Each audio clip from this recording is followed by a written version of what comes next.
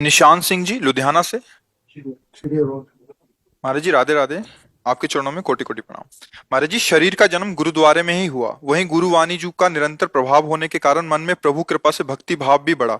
वाणीजू में श्री हरि वृंदावन धाम की महिमा का गायन भक्तों ने किया है, तो शुरू से अंदर में मन यहाँ के प्रति प्रेम रखता आ रहा है। लेकिन आपके प्रवचनों को पिछले 4 साल से सुन रहा हूँ, जो नाम वाणी के प्रति पुष्टि प्रदान श्री जी की ओर आपकी कृपा से प्राप्त हुई है, उसी के प्रति अहोभाव प्रकट करने के लिए आना हुआ है। आपका सादर धन्यवाद और प्रार्थना है कि आप श्री जी की कृपा से इस प्रकार हम अदम जीवों को उत्साहित, प्रेरित और पुष्ट करते रहें। हमारी वाणीजू में कुछ शब्द हैं जो दास कहना चाहता था।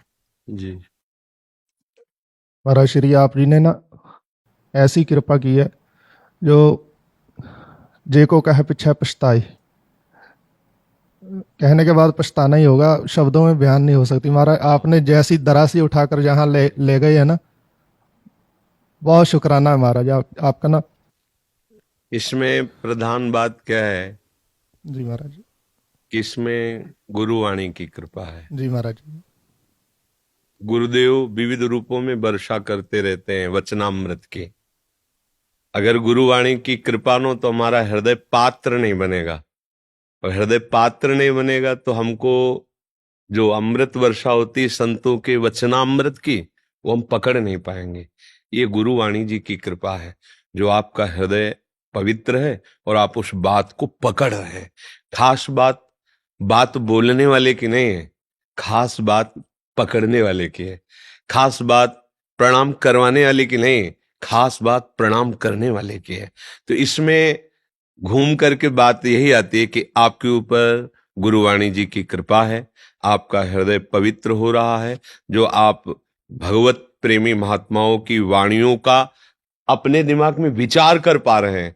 नहीं तो मायाकृत मलिन बुद्धि शास्त्र या संतों की वाणी पर विचार ही नहीं कर पाती है, तभी वो कुछ का कुछ समझ करके और असत मार्ग का वो अनुगमन करने लगता है, इंद्रियां विषयों के भोग में लग जाती हैं। अहो भाग्य है, धन्य भाग्य है आपके, जो आप वाणी जी के अनुसार चलते हैं।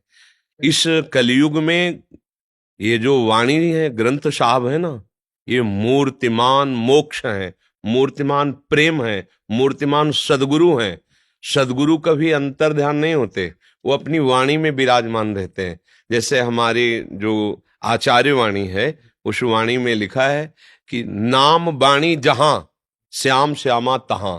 अगर गुरु प्रदत्त नाम चल रहा है और वाणी जी का आप गायन करते हो तो वहीं भगवान विराजमान है। जहां वाणी जी का गायन हो रहा है, जहां नाम कीर्तन चल रहा है, नाम जप चल रहा है, वाणी जी का कीर्तन, वहीं प्रभु विराजमान है। शास्त्रों में भी कहा गया है, मद भक्ता यत्र गायंती तत्य तिष्ठामि नारदहा। जहां मेरे भक्त गायन करते हो वहां मैं विराजमान रहता हूं।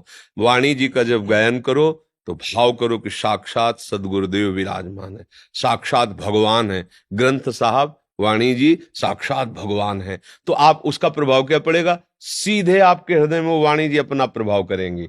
और वाणी जी का प्रभाव ये है कि जहां सदगुरु ले जाना चाहता वहां पहुंच जाओगे। ये यात्रा पैरों से नहीं होती, ये मन से यात्रा होती है। मन अभी अधोगामी है, फिर मन ऊर्ध्वगामी हो जाता है। गुरुवाणी की कृपा से मन ऊर्ध्वगामी है। जो ऊर्ध्वगामी हो गया फिर उसकी फतेह ही फतेह है। अधोगामी मतलब विषयों में जाना, ऊर्ध्वगामी मतलब गुरुवाणी के अनुसार ऊपर चढ़ना। ऊपर चढ़ने ऊर्ध्व में प्रभु विराजमान। ऊर्ध्वमूल मधा शाखा मत्सत्तम प्राहुरभ्यम। ऊर्ध्व साक्षात परम ईश्वर परमेश्वर विराजमान है। गुरु और परमेश्वर ये दो शब्दावली कहने को है, बात एक ही है नहीं। हाँ, जो जिसे हम वाहेगुरु कहते हैं, सदगुरु कहते हैं, वो परम परमेश्वर है और उसकी वैभव, उसकी संपत्ति अखंड है। और जो ऐसे वाह गुरु को अपने हृदय में वाणी रूप से स्वीकार कर लेता है, फतेह ही फतेह, उसको कोई परास्त नहीं कर सकता त्रिभुवन में। अपने लोग गाते हैं ना कि वाह गुरु का खालसा, वाह गुरु की फतेह।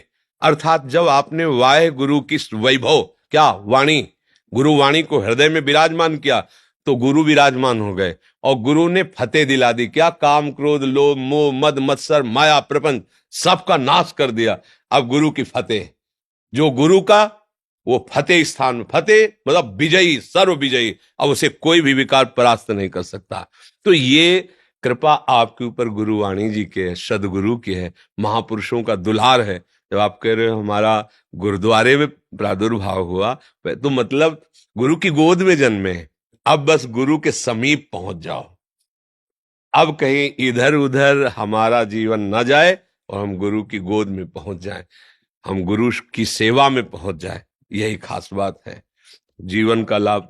जी हमारे मत में ना जैसे राधा नाम की महिमा हम वाहिगुरु जी कहते हैं, जी और वाहिगुरु जी का जो गुरु ग्रंथ साहब में पहली शब्द जो भी वाहिगुरु के प्रथाई उच्चारण हुआ ना, जी वो ऐसे उच्चारण हुआ, वाहिगुरु वाहिगुरु वाहिगुरु वाहि जियो। जी गुरु आप समुद्र के सामने दिया दिखाने वाली बात, अर्थ तो मैं करूंगा नहीं, आप जानते हो महाराज। जी अज्ञान का नाश करके जो प्रकाश कर दे गुरु है, वाह आश्चर्य है ना। जी और उसका जो स्वरूप वर्णन किया महाराज, वो ऐसा है, कमल नैन मधुर बैन कोट सैन संग सोभ कहत मां जसोद जिसै दही भात खाहि जियो। जी जी देख रूप अत अनूप मोह महा मग भई किंकनी शब्द जनतकार खेल पाहे जियो। काल कलम हुक्म हाथ कहो कौन मीट सकै ईस बम ज्ञान ध्यान ध्यान धरत ही है चाहे जियो।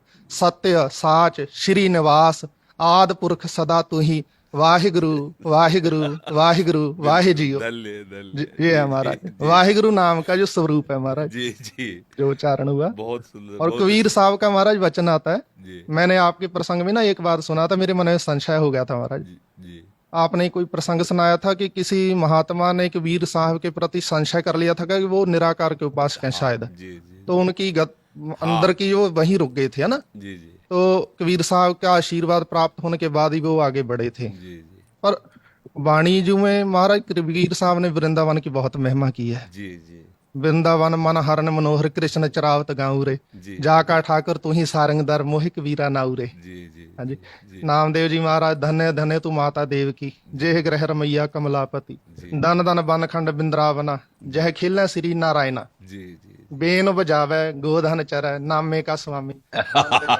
जी जी देखो क्या होता है कि जैसे अब जैसे आप हमारे पास आए तो प्रगट में ये बात आएगी कि ये भक्त है, प्रगट में आएगा ना कि ये भक्त है, तो ये किसके भक्त है तो बोला जाएगा ये कृष्ण जी के भक्त है, राधा जी के भक्त है।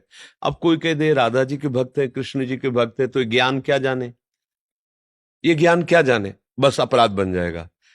क्योंकि कोई भी महापुरुष जब उस सत्य तत्व में जुड़ता है तो पूर्ण है ना सत्य तत्व, तो उसे पूर्ण होता है, उसका ज्ञान पूर्ण, उसका वैराग्य पूर्ण, उसकी भक्ति पूर्ण।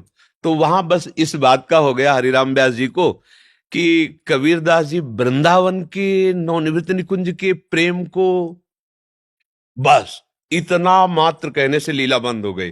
तो कबीरदास जी ने समझाया, जैसे पंगत पवाई जाती है ना, अब कोई सब्जी परोसता है, कोई हलवा परोसता है, कोई लड्डू परोसता है, तो अब ये नहीं कि आप लड्डू या हलवा सब्जी अलग अलग परोस रहे तो आपको वही पाने को मिलेगा, जब आप पाने को बैठोगे तो पूरा भोजन मिलेगा। ऐसे ही कोई ज्ञान उपदेश कर रहा है, कोई भक्ति उपदेश कर रहा है, कोई प्रेम उपदेश, पर जब वो पा रहा है जब हृदय में, तो पूर्ण परमात्मा का अनुभव, पूर्ण आनंद का अनुभव होता है। ये बात हम लोग बाहर से नहीं समझ सकते, इसीलिए त्रुटि हो जाती है। तो वहां महापुरुषों ने करके दिखाया कि किसी भी संत, किसी भी भगवत मार्ग के पथिक को आप ऐसा नहीं कह सकते कि ये नहीं जान पाएगा। नहीं, वो जब प्रभु से जुड़ा तो सब जान जाएगा, क्योंकि प्रभु पूर्ण है, गुरु पूर्ण है, और जब वो जनाना चाहते तो सम्यक रूप से सब जना देते हैं। जी